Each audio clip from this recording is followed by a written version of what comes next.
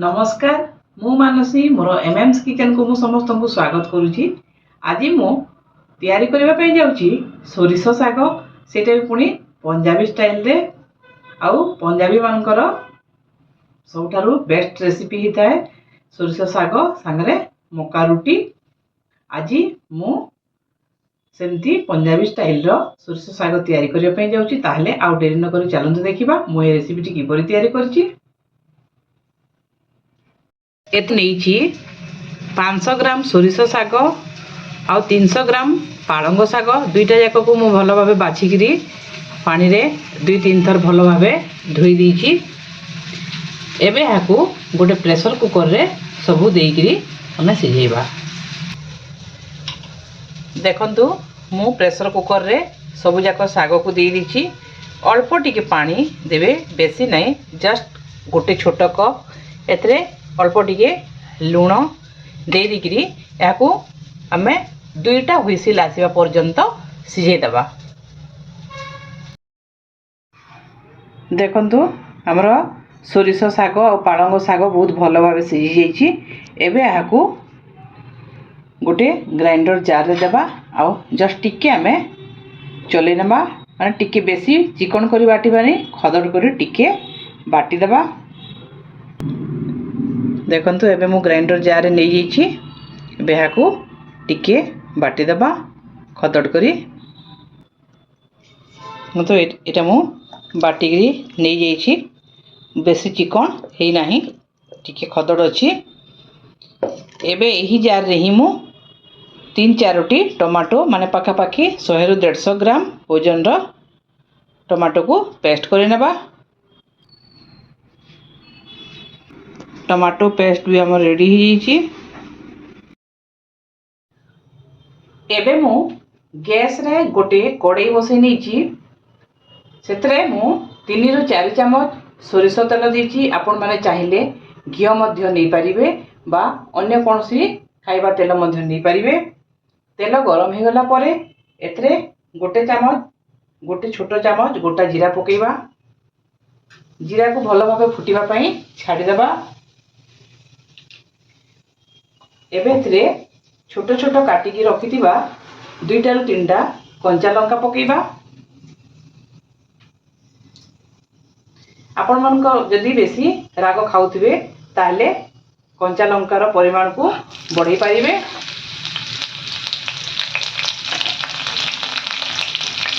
एबे एथिरे काटी की रखिथिबा प्याज पकेइबा। एकदम प्याज को मु एकदम छोटे छोटे खंड कर काटी लेछि।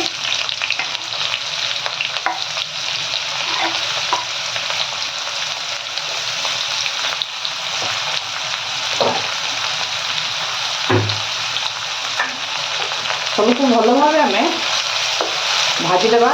प्याज पूरा हल्का लाल होगा पर्यंत भाजवा। यहाँ को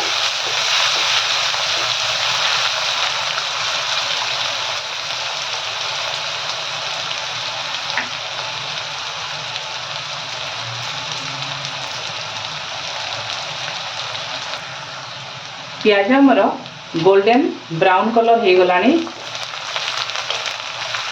एबे एथिरे आमे टिके अदा कोरिकी पकेइबा। मु छोट खंडे अदा को कोरी नेछि। आपण माने चाहिले अदा को माने हमर ग्राइंडिंग करिकि भी देई परिबे अदा और कंचा लंका को, किंतु मु यहाँ को टिके कोरिकी नेछि। देखंतु भल भाबे हमर प्याज लाल हो गलानी। एबे एथिरे हमर बटा टमाटो पकेइबा।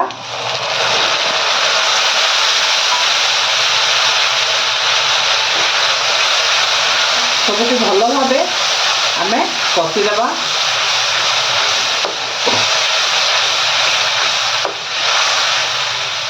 एबे एथिरे स्वाद अनुसार लुण देबा। हमर जेतेबेले साग सिझाइथिला सेतेबेले मध्ये मु अल्प टिके लुण देइथिली। एबे आमे सेही हिसाब रे स्वाद अनुसार लुण देबा।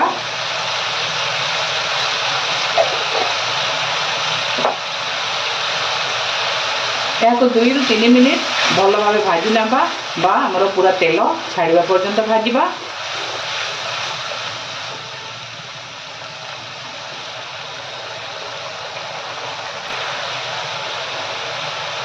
एबे देखंतु हमर तेल साइड रु छाड़ी देलानी आम एतिकी ही यहाँ को कषिबा आ बेसी कषिबा नहीं। एबे आमे मोर पालंग आउ सोरिष साग जो हमर बटा ही रखा है ताकू पकेबा।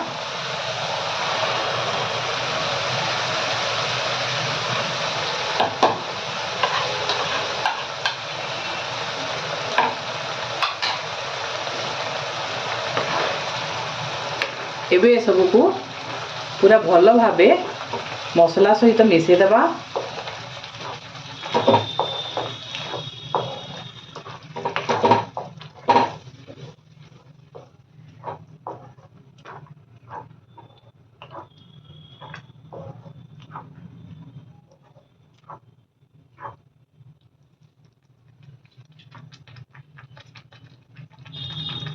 या को आमे 3 रु 4 मिनिट भाजीबा हेबा पई छाड़ी देबा। टिके मसला सहित भल भावे भाजी जीवो। तापरे एथरे अल्प टिके पानी देबा।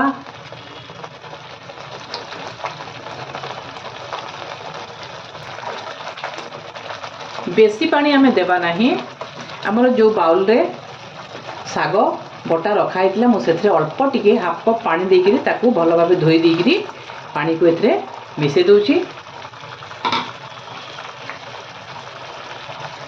एबे सबको आउ 2 रु 3 मिनिट आमे फुटिबा पई छाडी देबा बा अल्प टिके पानी आ सुखी जीवो। यार हमर तो साग ऑलरेडी सिझी हेची तो यहाँ को आमे आउ बहुत समय कुक करिबा नहीं नहले यार रंगटा पूरा चेंज हो जीवो।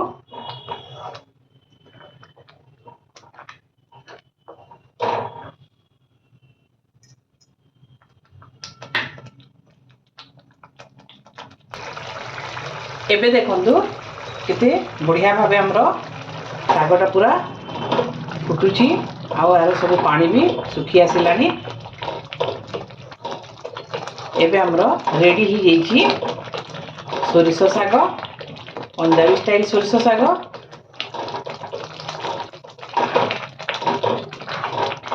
मक्की की रोटी और सरसों का साग। मक्का रोटी रे सोरिष सागटा बेसी टेस्ट लगी थाए किंतु मु आज साधा रोटी सांगरे ही सोरिष साग सर्व करी कहीं आज मु मक्का रोटी तैयारी करि पारि नाही। मक्का अटा मु पाई पारि नाही सेति पई मु आज मक्का रोटी करिनी।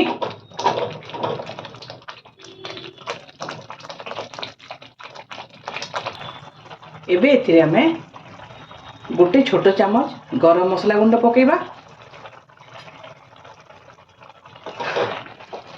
एबे हमरो सरसो साग सर्व करिबा पई पूरा रेडी ही किंतु यहाँ को आउ टिके मजेदार करिबा पई यार आ गोटे स्टेप बाकी अछि। एबे हम यहाँ को गैस रु ओल्हे नेबा आ एथरे देबा गोटे दमदार तड़का।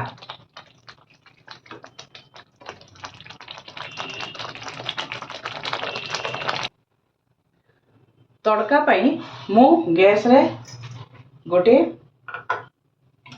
छोट तड़का पैन बसैची। एथरे एबे अल्प टिके सोरिष तेल देबा 1 रु 2 चामच।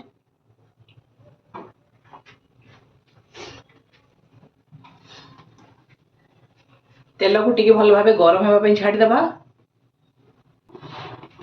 एबे एथिरे हमें एकदम छोट छोट काटी की रखिथिबा रसुण पकेबा। रसुण परिमाणटा टिके अधिक नेबे। रसुण टिके अधिक तड़का देले सोरिष सागटा बेसी टेस्ट लगी थाए।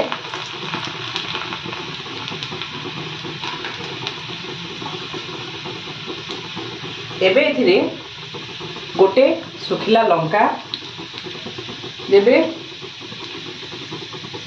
अल्प टिके लंका गुंड देबे। एबे गैस रो फ्लेम को ऑफ कर देबे।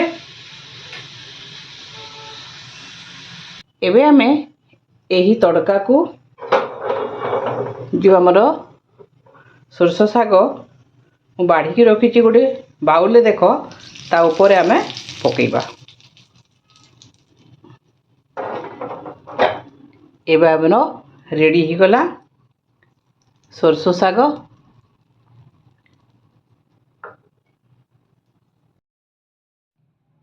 ଏବେ ଆମର ସୋରିଷ ଶାଗ ଖାଇବା ପାଇଁ ପୁରା ରେଡ଼ି ହେଇଯାଇଛି। ଏହାକୁ ଆପଣମାନେ ମକା ରୁଟି, ସାଧା ରୁଟି, ପରଟା ଯେକୌଣସି ସାଙ୍ଗରେ ମଧ୍ୟ ସର୍ଭ କରିପାରିବେ। ରାତିରେ ଡିନର ଟାଇମ୍ରେ ହିଁ ଏଇ ଆଇଟମ୍ଟା ଖାଇବା ପାଇଁ ବେଶୀ ଭଲ ଲାଗିଥାଏ। ତ ଆଜି ଆପଣମାନଙ୍କୁ ମୋର ଏଇ ସୋରିଷ ଶାଗ ରେସିପିଟି କେମିତି ଲାଗିଲା କମେଣ୍ଟ କରି ନିହାତି ଭାବରେ ଜଣାଇବେ। ଯଦି ଆପଣମାନେ ମୋ ଚ୍ୟାନେଲରେ ନୂଆ ଥିବେ ତାହେଲେ ମୋ ଚ୍ୟାନେଲକୁ ସବସ୍କ୍ରାଇବ୍ କରିଦେବେ ଏବଂ ପାଖରେ ଥିବା ବେଲ୍ ଆଇକନ୍କୁ ମଧ୍ୟ ପ୍ରେସ୍ କରିଦେବେ। ତାହେଲେ ମୁଁ ପୁଣି ଥରେ ଆଉ ଗୋଟେ ନୂଆ ରେସିପି ନେଇ ଦେଖାହେବି। ଆଜି ପାଇଁ ଏତିକି। ନମସ୍କାର।